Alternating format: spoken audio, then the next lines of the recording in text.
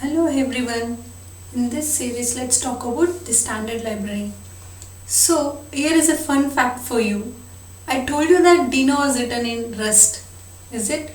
But when Randall first started working on Dino, he actually was trying to write Dino with a language called Go language. Now, because of what he wanted to do with Dino, he ended up switching over to Rust. However, a lot of principles are inspired by Go language because Go is a very new language, and because it's newer, it's able to have some really interesting concepts based on what we have learned in the past with languages. So it's very clean, nice language to work with. In the same sense, Dino has some inspirations from Go language. We have already talked about the modules and the URLs in the previous video, but the idea of standard library is also inspired by languages like Go. It is also something that we have added in the languages that are older as well, such as Python or C or C++. This idea of standard library is really very interesting again.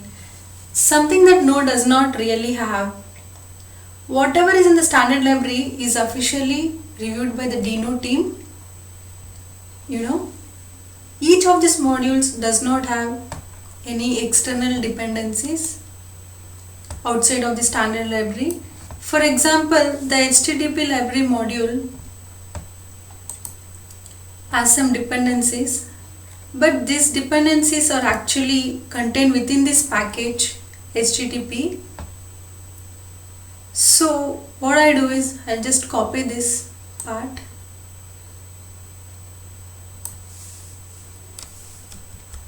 head over to Visual Code.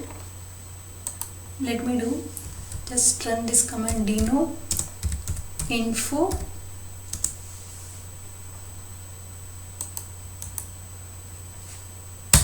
enter.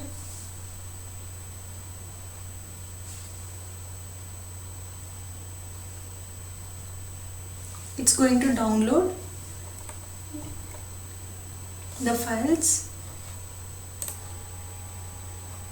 The files are getting downloaded and it's going to compile the file, and then it's going to say, alright, here is the dependencies. You see,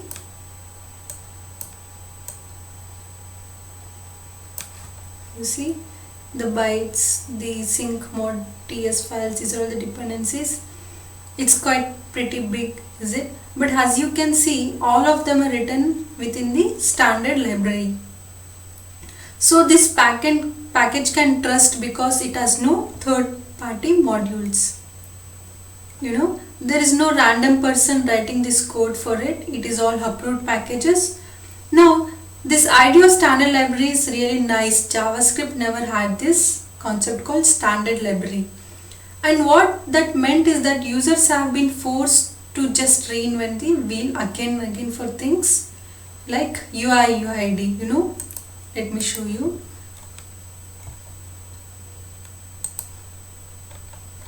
See, UUID.